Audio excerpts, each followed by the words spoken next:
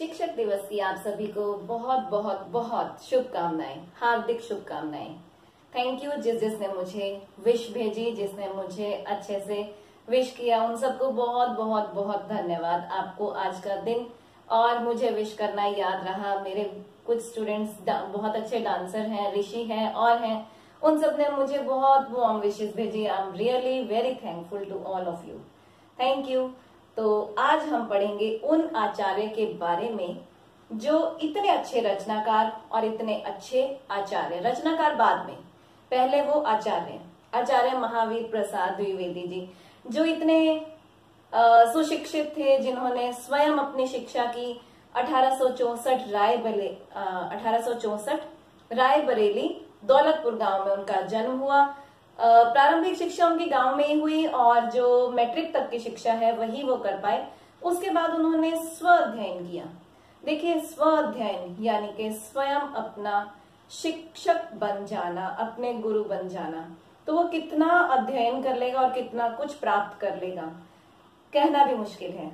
उन्होंने, महावीर प्रसाद द्विवेदी जी ने हिंदी, अंग्रेजी, बांग्ला, उर्दू, संस्कृत, गुजराती और भी अनेक ज्ञान प्राप्त किया और साथ साथ में इन भाषाओं का गहन अध्ययन किया। बहुत उनकी तपस्या के आधार पर कही जा सकती है, उनकी रुचि भी और उनकी साधना भी।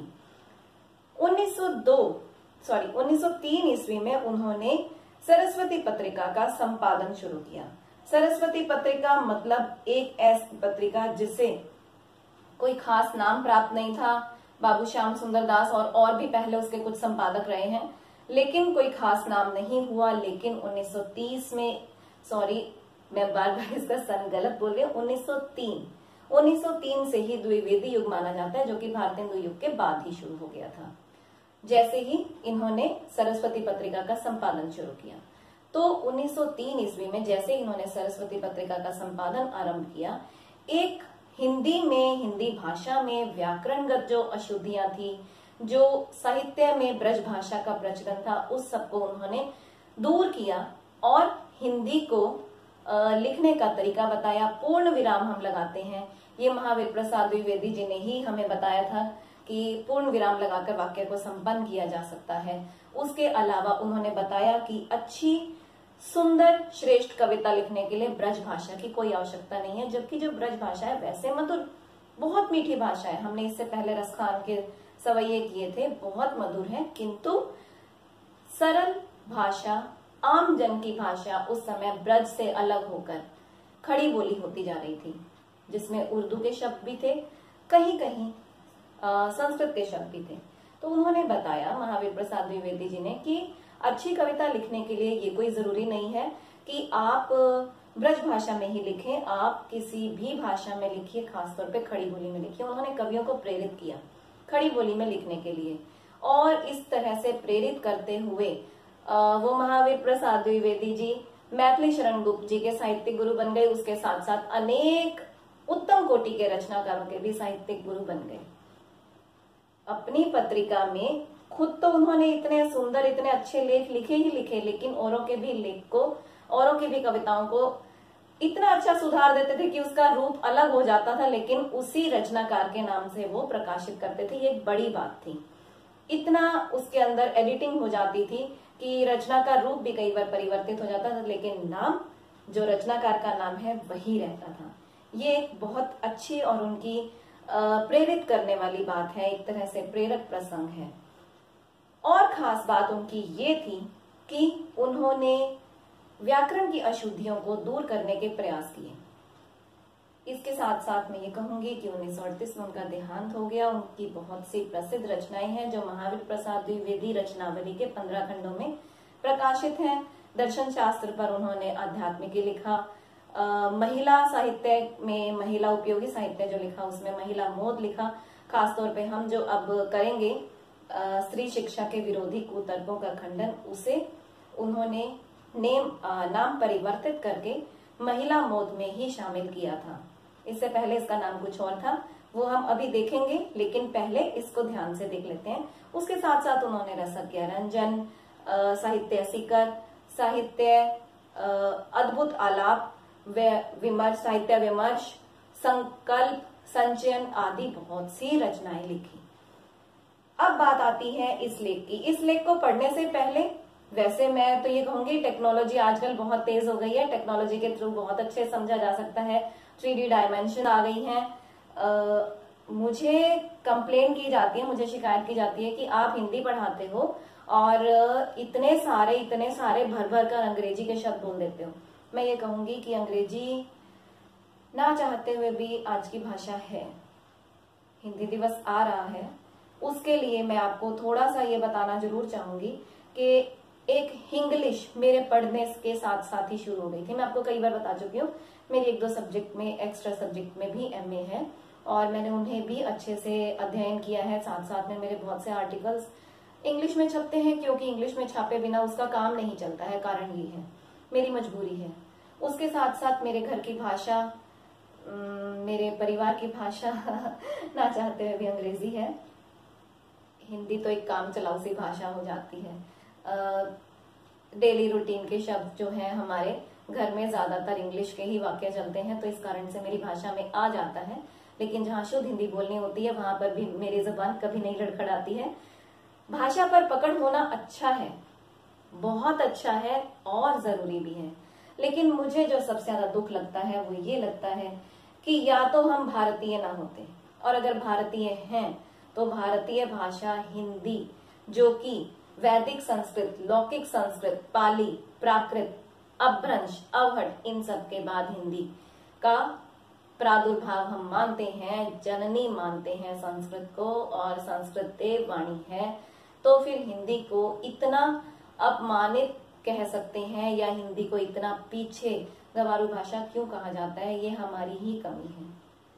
मानती हूँ साइंस के लिए, कंप्यूटर के लिए और चीजों के लिए अंग्रेजी का बहुत बहुत महत्व है, वर्चस्व है। उसके बिना काम, ये नहीं कहूंगी कि नहीं चल सकता, चल सकता है अगर हम चलाएं तो। क्या चीज आज हिंदी में नहीं होती है? करोड़ों लोगों को तो हिंदी ने अपने अंदर शरण दी हुई है, मुझे दी हुई है, आपको दी हुई है, हम सभी देख रहे हैं।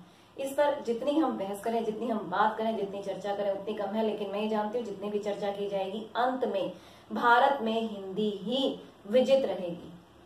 खैर, अपने लेख की ओर वापस आते हैं। स्त्री शिक्षा के विरोधी कुतर्कों का खंडन, महावीर प्रसाद द्विवेदी जी का श्रेष्ठ और अति प्रसिद्ध निबंध है। ये कई कक्षाओं के सिलेबस में भी है और मेरा, क्योंकि मैं स्त्री हूं तो ये एक स्वाभाविक है कि मुझे बहुत पसंद है। ये लेख पहले 1914 में सरस्वती पत्रिका में छपा था, पढ़े लिखों का पांडित्य इस शीर्षक से। पढ़े लिखों का पांडित्य शीर्षक से 1914 में सरस्वती पत्रिका में छपा था, जिसे बाद में उन्होंने महिला मोद में, मैंने अभी आपको बताया, महिला मोद में शामिल किया। किस नाम से? स्त्री शिक्षा के विरोधी कुतर्कों का खंडन। इसमें वो क्या कहते हैं कि इस लेख में सभी पुरातन पंथी जो ये मानते हैं महिला शिक्षा विघटनकारी है, महिला को शिक्षित करना एक कलेश का कारण है, उन सबको पराजित किया गया है। अलग अलग तरह के तर्क देकर, अलग तरह के उदाहरण देकर, कभी गार्गी जी का उदाहरण दिया है, कभी अत्रि की पत्नी का उदाहरण दिया है, कभी किसी का उदाहरण दिया है, और ये कहा है कि अगर महिला शिक्षा विघटनकारी हो सकती है, कलेश का कारण हो सकती है, अनर्थकारी हो सकती है, तो पुरुषों से भी बहुत से अनर्थ होते हैं, कलेश होते हैं, तो क्या उनकी शिक्षा भी ऐसी है? और अगर ऐसा है तो ये किसका दोष है? शिक्षा प्रणाली का दोष है, स्त्री या पुरुष होना इसमें दोष नहीं है। तो शिक्षा को परिवर्तित करके परिस्थिति के अनुसार उसे ढाल देना चाहिए। परंपराओं को ज्यों का त्यों अपनाना नहीं चाहिए, उन्हें परिस्थिति और विवेक के आधार पर मानना चाहिए। आइए बोर्ड से मैं आपको बताती हूँ कुछ प्रमुख विषय और कुछ प्रमुख उदाहरण जो इसमें दिए गए हैं। पहले आप उन्हें समझ लीजिए, उन्हें जान लीजिए, ताकि हम इस निबंध को, इस विचारधारा को बहुत अच्छे से समझ पाएं। जब तक आपको ये नहीं पता होगा कि अत्रि जी कौन थी, त्रिपिटक क्या थे, तब तक आप इस निबंध को अच्छे से नहीं समझ पाएंगे। तो आइए बोर्ड की तरफ चलते हैं। देखिए, भवभूति।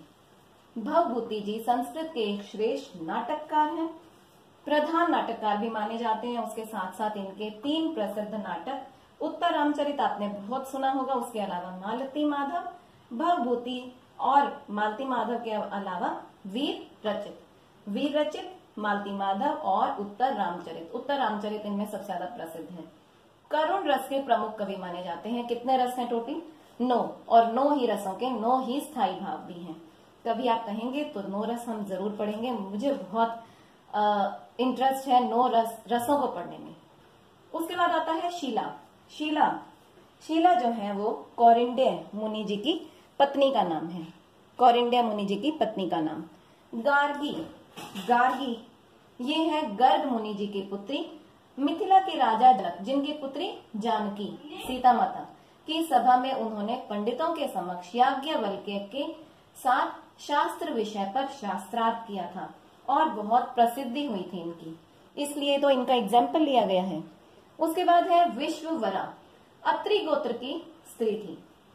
थेरी गाथा है बौद्ध भिक्षुणियों यानी कि स्त्रियों की पद्य रचनाएं इसके अंदर संकलित हैं। बौद्ध भिक्षुणियों की पद्य रचनाएं किसमें संकलित है? थेरी गाथा में। फिर है अनुसुईया। अनुसुईया जी का आपने नाम सुना होगा। इनके पीछे बहुत सुंदर एक कथा है, मुझे बहुत पसंद है। वीडियो लंबा होने के डर से मैं नहीं सुना रही हूँ, लेकिन वो कथा बहुत ही प्रसिद्ध है। ये दक्ष प्रजापति जी की कन्या और अत्रि मुनि जी की पत्नी है। कालिदास ये संस्कृत के एक महान कवि हैं। कुमार संभव, रघुवंश, कालिदास जी का नाम तो वैसे भी कौन नहीं जानता। कुमार संभव, रघुवंश उनके प्रसिद्ध महाकाव्य हैं। खंड काव्यों का नाम लें तो और भी हैं, मेघदूत, ऋतु संहार, यही तक रहते हैं। नाटक है अभिज्ञान, शकुंतलम जो आपने शकुंतला के विषय में सुना हुआ होगा, दुष्यंत शकुंतला, इसमें आएगी उसकी बात, इन सभी की बात आएगी, इसीलिए आपको करवा रही हूँ। मालविकाग्नि मित्रम और विक्रमोर्वशीय भी उनकी प्रसिद्ध रचनाएं हैं। शाक्य मुनि एक्चुअली गौतम बुद्ध ही हैं, क्योंकि शाक्य वंशीय होने के कारण उन्हें गौतम बुद्ध जी को शाक्य मुनि कहा जाता है। त्रिपिटक ग्रंथ जितने हिंदी साहित्य के इतिहास को शुरू में पढ़ा है उसमें वैदिक संस्कृत, लौकिक संस्कृत, पाली, उसके बाद प्राकृत को जब पढ़ा होगा तो त्रिपिटक ग्रंथ भी पढ़े होंगे। गौतम बुद्ध जी ने बौद्ध भिक्षु और भिक्षुणियों को जो अपने विचार दिए, जो उपदेश दिए, वो सब मुंह से दिए, वो सभी मौखिक थे और उन उपदेशों को उनके शिष्यों ने अपने कंठस्थ किया और बाद में त्रिपिटक जो कि सुत्पिटक, विनयपिटक और अभिधम पिटक नाम से प्रसिद्ध है में लेखबद्ध किया। फिर आता है गाथा सप्तशती। ये हाल कवि जी द्वारा रचित एक प्राकृत ग्रंथ है। अब हम बात करते हैं नाट्य शास्त्र की। जितनी भी बात करूं उतनी कम है। नाट्य शास्त्र 300 ईस्वी पूर्व रचित भरत मुनि जी द्वारा लिखा गया है, जिसमें रस सूत्र दिया गया है, विभावानुभाव, व्यभिचारी संयोगात, रस निष्पत्ति पर मैंने बहुत से वीडियो भी बनाए हैं, आप उन्हें देख सकते हैं अगर कोई पढ़ना चाहे तो। उसके अलावा रस निष्पत्ति की व्याख्या आज तक करते आ रहे हैं अच्छे विद्वान, आचार्य शुक्ल जी ने भी की है। भट्ट लोलट से लेकर नगेंद्र और आगे तक आज तक चल ही रहा है। नाट्य शास्त्र एक बहुत प्रसिद्ध रचना है भरत मुनि जी की, जिसमें 8 रस के बारे में बताया गया है। कुमारपाल चरित, ब्रह्मा जी से लेकर राजा कुमारपाल तक बौद्ध राजाओं की इसमें वंशावली है। इसके अलावा 12वीं शताब्दी के अंत में किसी अज्ञात कवि ने अनहल के राजा कुमारपाल के लिए इसे लिखा था। ये एक ऐतिहासिक ग्रंथ है। तो ये है मुख्य विषय जो आपको पता होनी चाहिए। अब ये आपको पता चल गए हैं तो हम इस रचना को शुरू कर सकते हैं। इस निबंध के माध्यम से द्विवेदी जी ने उन लोगों को ऐसा करारा जवाब दिया है जो स्त्री शिक्षा को व्यर्थ मानते हैं, गृह कलह का मुख्य कारण मानते हैं। अब हम इसका सार करते हैं। द्विवेदी जी को इस बात का बहुत दुख है कि अच्छे सुशिक्षित धर्मगुरु अध्यापक भी स्त्री शिक्षा के विपक्ष में ही तर्क देते हैं। वो ये क्यों नहीं समझते कि स्त्रियों को पढ़ाना एक अच्छा कार्य है।